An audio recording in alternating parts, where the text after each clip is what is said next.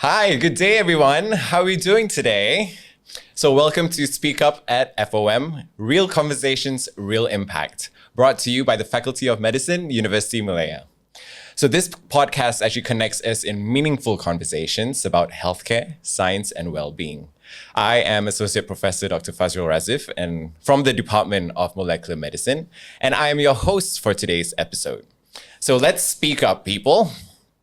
Today, we'll be exploring an exciting topic on AI in healthcare. Specifically, can we trust AI doctors or robots to do operations?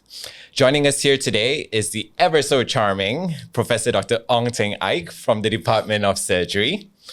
Professor Dr. Ong Teng Ike is a distinguished professor specializing in urology at the Faculty of Medicine.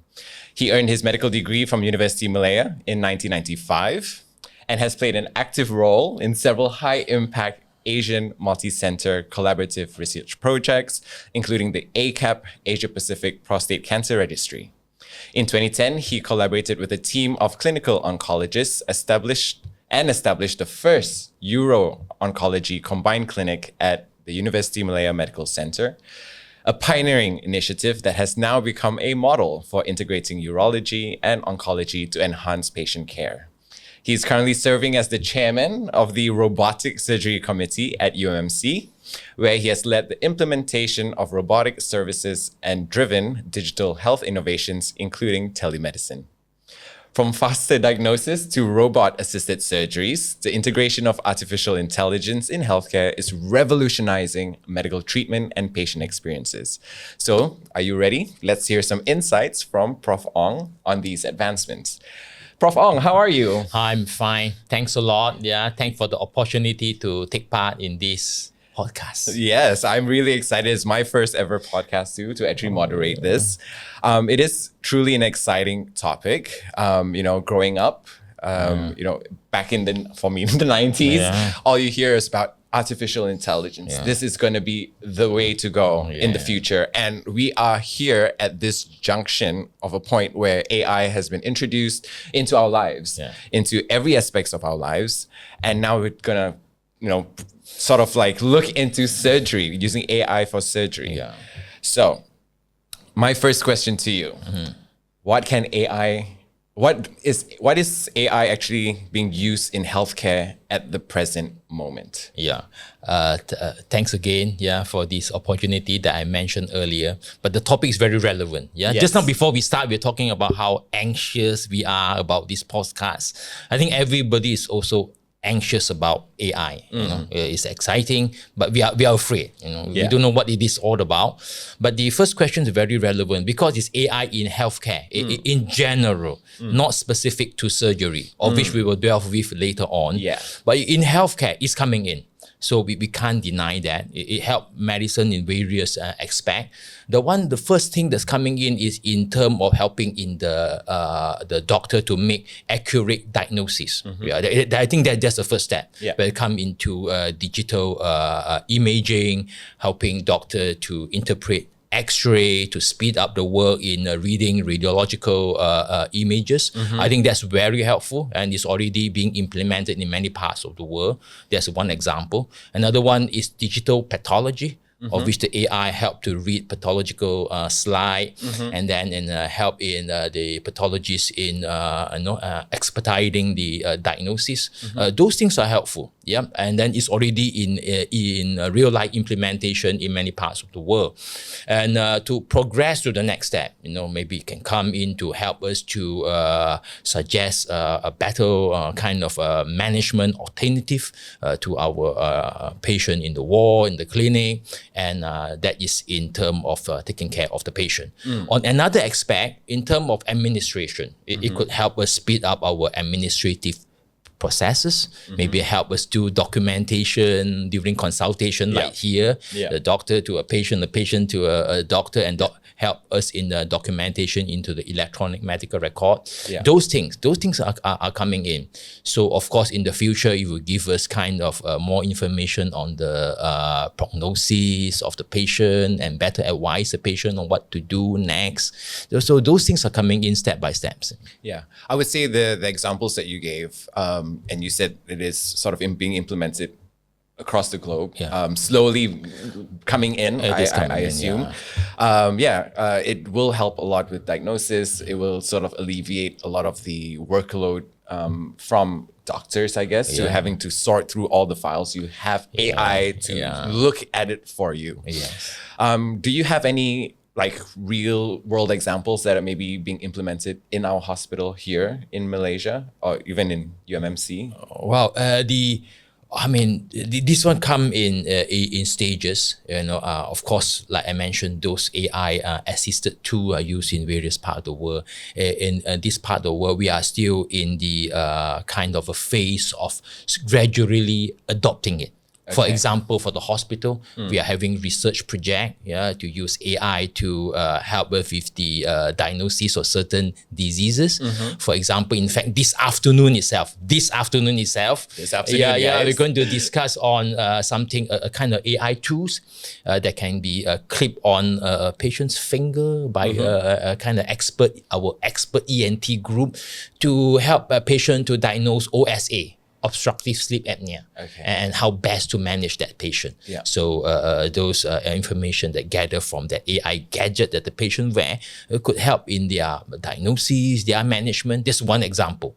Another example is that we are trying to see whether we can getting a research grant to see whether we can use AI to help the inpatient to create a discharge summary. There's always a choke point. Whether discharge the patient quickly so that they can go home, but sometimes it's a kind of delay by the discharge summary, the prescription and so on. If the AI can help us there, well, that would be fantastically helpful. I mean, I would say if you're talking about like the discharge summary, I mean, as a doctor, if you're a medical doctor and you're gonna give this final summary to your patients, there is a risk that you may miss out on something. I think having all the data and having an AI software to help assist doctors do that sort of hopefully guarantees that we don't miss out on anything. Of course. Super important. Of course. I have a question here for you. It's a little bit more in depth.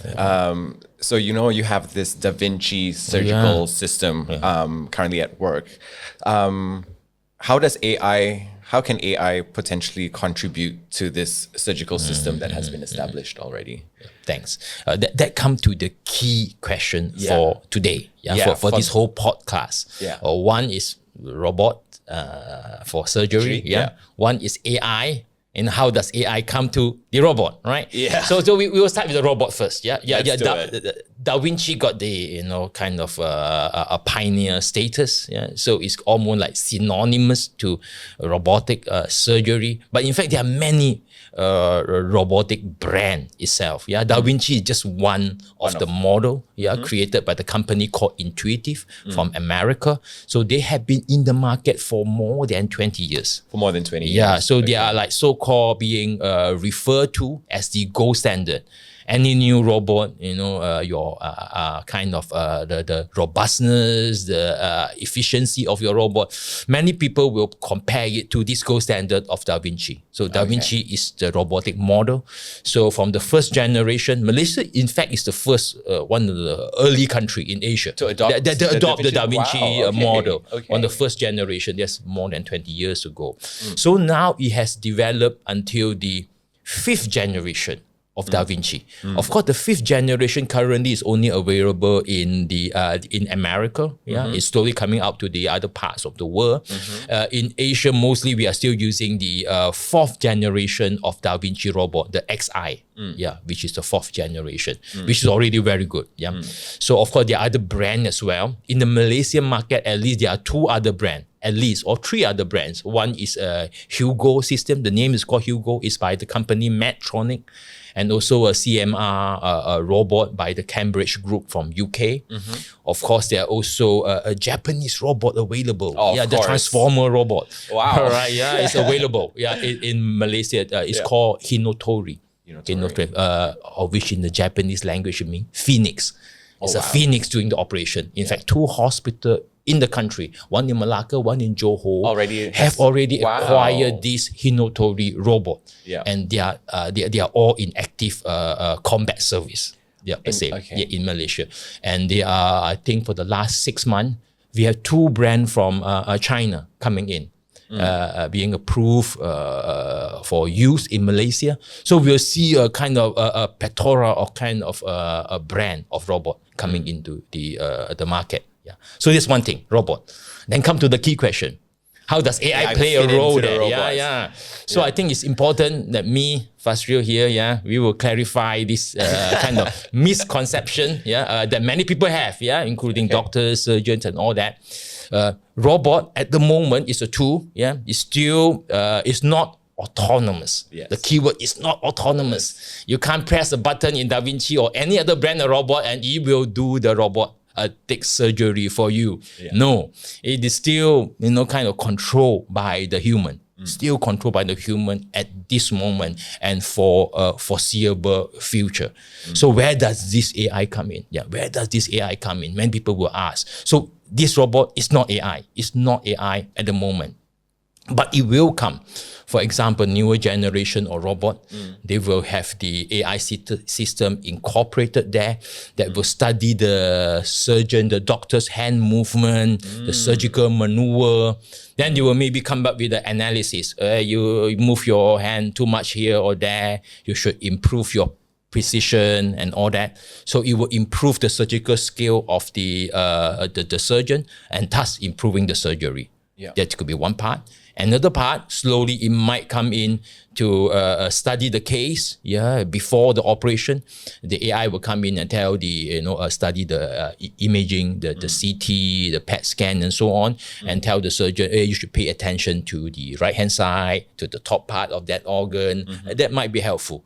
And during operation, with direct image analysis, which I'm sure will come in the future and advise the surgeon on how, this particular, when you reach a particular part, you should pay attention to the right-hand side, to the left-hand side, the top part of the organ, or there's an underlying blood vessel there and you should be careful. So those information would be very helpful to assist the surgeon. So the correct term actually to use nowadays, is actually robotic assisted surgery. So and then in the future it will be AI stroke robot assisted surgery. The human at this moment, is still very much in control. Because I don't know about you, but of course, with me, I'm not a surgeon in any way, shape, or form. But I do teach the undergraduates, and I can see students are slowly using AI like ChatGPT, Copilot, to sort of come up with ideas and stuff like that. But interestingly enough, after myself using this AI platforms, I realized that these AI platforms have their own voice. The way, of course, like for example, ChatGPT comes out with their answer versus Copilot coming out with the answer. They have their voice. So do you think, let's say AI in Malaysia. So just maybe let's just talk about the UMMC hospital. There might be certain protocols that the hospital actually puts in place that this is the route in which all this particular surgery should be conducted. AI is going to learn it. And then in a way, it becomes like a UMMC or University Malaya kind of AI protocol kind of surgery that's going to be done. Like, do you see that happening? Because of course, what's being practiced elsewhere may not be so applicable to what we are trying to do here. So what you describe probably is what we call probably a more localized version of AI. Looking at it very much, we probably have to go to that direction, right? It is quite difficult or impossible or against the rules and regulation for us to say send all the surgical images to some AI kind of a center outside the boundary of this hospital, not to mention overseas, in the overseas, in the United States or in other China or any other country. It all has to be kept in the country and we narrow down probably into our own institution itself. So any AI tool coming to learn will be kind of have to be contained inside our locality, in our hospital. So rules and regulation need to be in place to govern this. And that is very important because it will affect the privacy of the patient, the data privacy, of which is a very key topic in the world of AI in healthcare. Data is just so accessible right now. It's quite it's good, but also can be quite scary. It is. So What do you think are some of the key differences between human doctors and, say, robotic or AI-driven systems in the context of, like, say, surgery or medical treatment, however you wish to answer that? Yeah, you come to surgery, right? I mean, robot is a robot at this moment. Yeah, human has the human touch. Yeah, human touch. Yeah, like, oh, we interacting here. Yeah. Probably a lot of human element there, right? Yes. But of course, there's this thing called the Turing test. Yeah, Turing test, of which the robot can behave like a human, right? Yeah. One day, at this moment, the surgeon as a human, you or me as a surgeon, or the doctor talking to a patient, the human touch is very much there. But one day, we will know when it will come, that they will learn exactly like our behavior, or maybe do better than us. They don't get angry. They don't get upset. They don't get tired from an overseas trip to like Canada or some other foreign places. And they were always at the tip top of their kind of a mood, their composure and all that. We never know when the robot will pass the surgeon Turing test. It might come one day. But at the moment, our advantage is that the AI tool in healthcare, in surgery, is very much at a very primitive, nascent stage. So the human role is huge, yeah. Whereas the AI robot role is probably very much smaller at this moment. We are recording this at 2025, yeah. So we won't know what happens in the future. It will come. Yeah. I mean, technology just moves so fast. It's just very fast nowadays. Yeah, who knows? What used to take 20 years now is taking 10 or even less than. Even less than that, yeah. Okay, so guys, that is the end of the first part of our talk today. And join us again for part 2. Yeah. So welcome back. All right.